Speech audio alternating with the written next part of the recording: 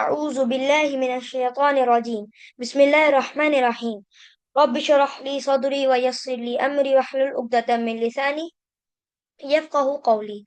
Assalamu alaikum wa rahmatullahi wa barakatuh, dear brothers and sisters. I hope so you guys are fine. Today we are gonna do Surah Al-Kahf. So, as per I have already introduced the introduction of Surah Kahf and told you about the different stories in it. So today we are gonna see all of the stuff from Quran itself as per the ayahs written here, and we will see whatever Allah subhanahu wa ta'ala has said in it.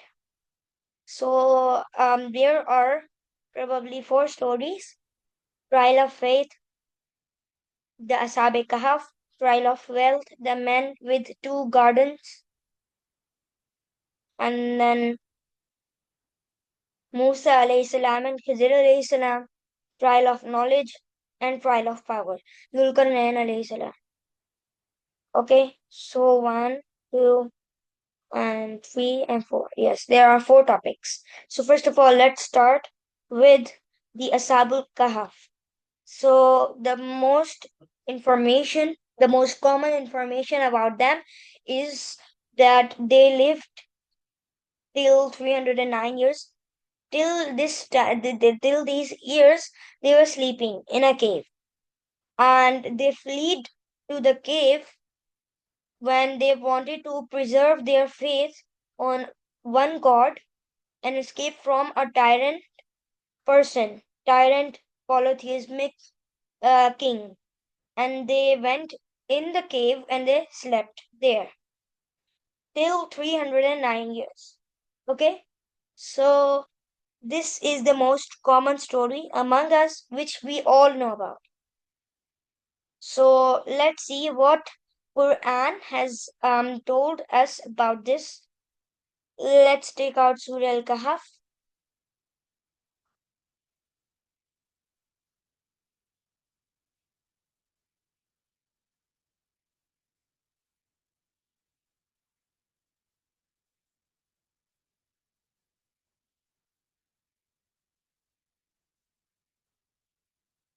Now, let me take it out from here.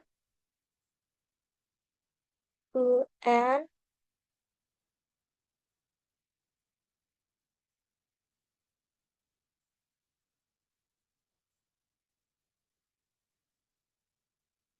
25 is here, 1895. So there's the Arabic sentences, and yeah. So the translation to this sentence, which we want to see this verse, is they had remained in their cave for 300 years, adding 9.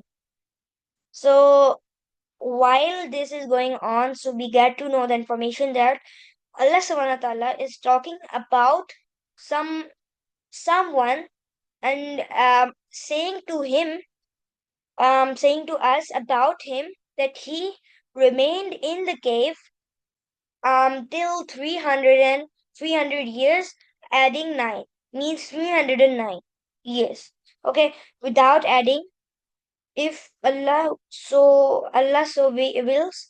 But it if you forget, then remember your Lord and say, I trust my Lord will guide me to what is more right than this. So now let me tell you about this. How can we connect this with Ashabul Kahf? These people were trusting on Allah subhanahu wa ta'ala. They were living under bad circumstances and bad situation, and they knew that it would be either life, 1 minute, it would be either life or death.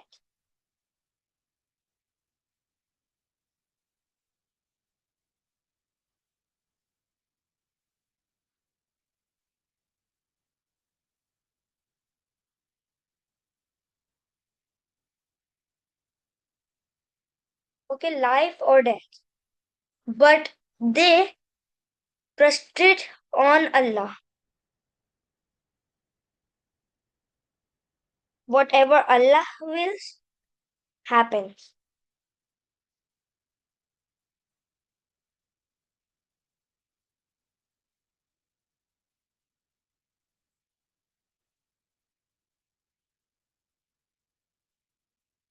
This sentence can be done. Okay, so this is how to connect this ayah with the Ashab al Kahf to remain their trust on Allah and to leave all the matters, whatever it is, including life and death situation, including whatever the king and his tyrant people were doing with them. So they left it on Allah. And so Allah is the best planner of everything, and He plans everything. And He planned for them all of this, that they will remain in the cave for 309 years. Okay, so let's move on forward because we will only try to connect the stories in from the Quran. So the trial of wealth or the man with two gardens, it's in 1842. Let me take it out. Okay, 1842 is here. And so all his produce was totally ruined. So he started to wring his hands for all he had spent on it, while it had collapsed on its trellises. He cried, "Alas, I wish I had never associated anyone with my Lord in worship." So let me first give you what happened with this person and what was the situation with him. This man with the two gardens was blessed with an abundant wealth and lush vineyard. Yet he grew arrogant, denying the hereafter and attributing his success to himself. Means he was saying that there is no God, and he was denying this as well as the hereafter. That he have to die and go to the one who have willed and planned all of the stuff and has created everything. As per the consequences, Allah subhanahu wa ta'ala destroyed his garden, showing the fleeting nature of worldly riches and the importance of gratitude. Okay, so this is written in the Quran. Okay, this is written in the Quran. Let's move forward to Prophet Musa alayhi salam and Khidr alayhi salam. Okay, the trial of power. First of all, let me tell you the situation, and according to that, we will see 1 minute. 82. We have to take out the verse 82, yes. So, Prophet Musa alayhi salam journeyed to seek deeper knowledge from Khidr alayhi salam, a servant of Allah endued with divine insight through seemingly perplexing action. Khidr alayhi salam taught Musa alayhi salam that divine wisdom often lies beyond human reasoning and human thinking and must be trusted with humility. So, as per my research and as per all of that, he did those type of things which Musa alayhi salam who didn't know about, and he was questioning him. Why did he do? What did he do? Why he? What was his purpose to do all of this? Whatever he was doing, according to the story which is written here. Let me read this, then you guys can have a better understanding of what is this paragraph actually talking about. Okay, so and as for the wall, it belonged to two orphan boys in the city, and under the wall was a treasure that belonged to them, and their father had been a righteous man. Okay, so your Lord will that these children should come of age and retrieve their treasure as a mercy from your Lord. I did not do it all on my own. This is the explanation of what you could not bear patiently. Okay, so this was whatever I read. There were some stories from which Musa alayhi salam got different type of lessons of wisdom because he was questioning Hazrat Khidr alayhi salam.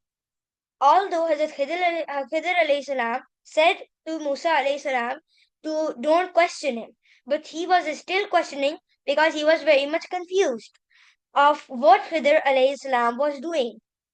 So he got to know that we have to see the divine wisdom and it lies beyond the human reasoning.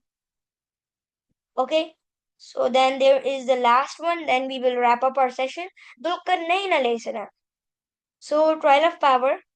So, Dulkarnain alayhi salam was a just and powerful ruler who traveled across the world using his authority to establish justice, aid the oppressed, and unhold the truth.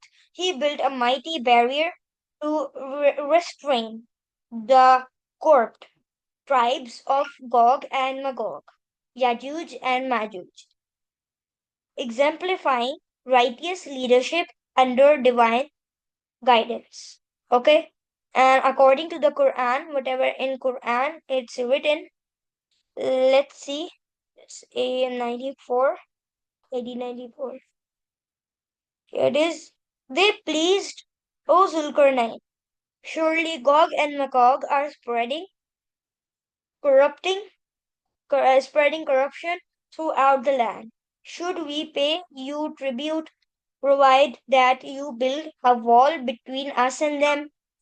Until he reached a pass between two mountains, he found in front of him them a people who could hardly understand his language. You see, all of these stories are there, and we have to go in there in depth, but not today, inshallah. Next time, we are first gonna learn their connection, all of these connections, and the most important stories and connection with Dajjal in Surah Kahf. So these are the things, dear brothers and sisters, about our project Akhir al-Zaman. These are the things. Jazakallah khairan. Take care of yourself. I hope you got much information that you know now the basic stuff of Surah Al-Kahf. Jazakallah khairan. Take care of yourself, dear brothers and sisters. Keep practicing all of this stuff and keep revising Surah Kahf on Fridays. Jazakallah khairan. Assalamu alaikum wa rahmatullahi wa barakatuh. Take care of yourself. Allah Hafiz. Bye bye.